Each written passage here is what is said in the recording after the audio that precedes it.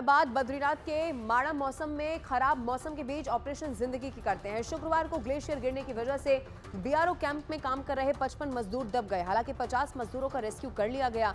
इस रेस्क्यू किए गए 4 मजदूरों की मौत हो चुकी है। वहीं अभी भी 5 मजदूरों की जिंदगी के लिए जद्दोजहद जारी है। उम्मीद यही की जा रही है कि कुछ ही घंटों में बाकी बचे हुए मजदूरों को भी बाहर सुरक्षित निकाल लिया जाएगा। मुख्यमंत्री पुष्कर सिंह धामी लगातार हालात पर नजर बनाए हुए हैं। पीएम मोदी को भी पूरी जानकारी दी जा रही है। लगातार प्रधानमंत्री नरेंद्र मोदी भी संपर्क में है पुष्कर सिंह धामी के। वो खुद पल पल की अपडेट वहां पर ले रहे हैं। प्राथमिकता यही थी कि किसी भी रूप में कोई भी अगर मदद केंद्र की तरफ से भी और जरूरत होती है तो जरूर दी जाएगी।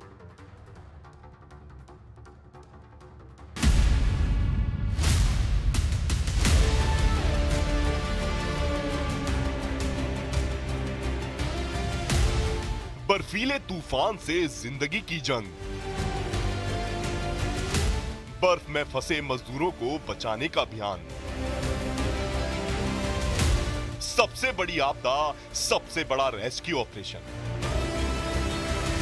एसडीआरएफ, एनडीआरएफ, जिला प्रशासन, आईटीबीपी और बीआरओ, ये वो टीमें हैं जो माइनस तापमान में समुद्र तल से 32,000 मीटर की ऊंचाई पर मौत से जिंदगी की जंग लड़ती दिखाई।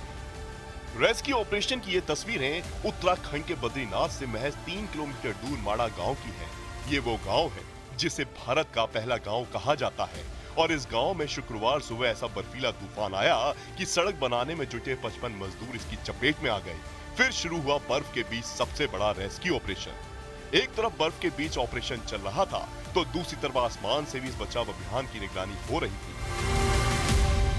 हमारा आईजी सर हैं, संजय गुंजाल सर हैं, तो वो पूरे ऑपरेशन को मॉनिटर कर रहे हैं। डीआई सर ऑपरेट कर रहे हैं ऑन ग्राउंड और सीओ पीयूष सर हैं और हम लोग हैं। हमारी रेस्क्यू टीम है, एनडीआरएफ की टीम है, एमएनडे एसआईओली है जो उसकी टीम है, फर्स्ट बटालियन की रेस्क्यू टीम है, वो पहुंची हुई है वहाँ पे।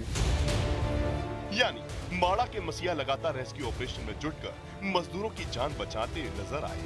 जैसे जैसे मजदूरों को बर्फ के अंदर से निकाला जा रहा था वैसे वैसे उन्हें सेना के हॉस्पिटल में भर्ती कराया जा रहा था।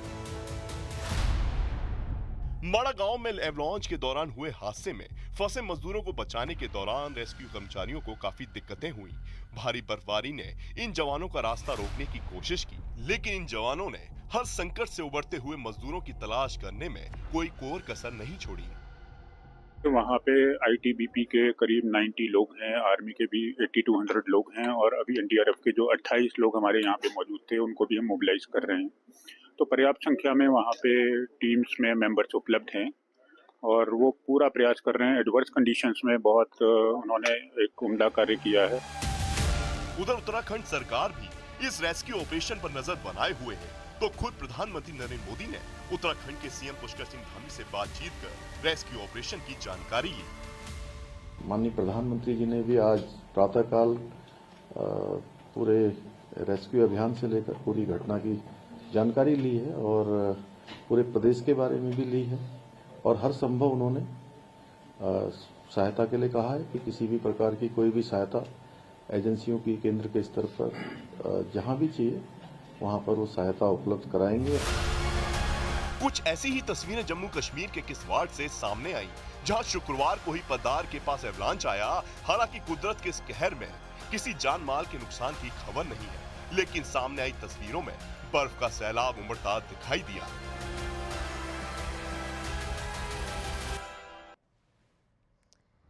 और बद्रीनाथ में जो ऑपरेशन जिंदगी है वो लगातार यहां पर चल रहा है। और आपको ये भी बता दें कि अभी भी 5 मजदूर ऐसे हैं जो वहां पर फंसे हुए हैं। कोशिश यही है कि उन्हें भी सुरक्षित बाहर निकाल लिया जाए। कल भी इसी तरह की खबर निकलकर सामने आई, खुद पुष्कर सिंह धामी वहां पर पहुंचे और कोशिश यही अब है, चूंकि केंद्र भी लगातार संपर्क में है और अब कोशिश की जा रही है कि कैसे यहां पर जो 5 मजदूर फंसे हुए हैं उन्हें यहां से बाहर निकाल लिया जाए।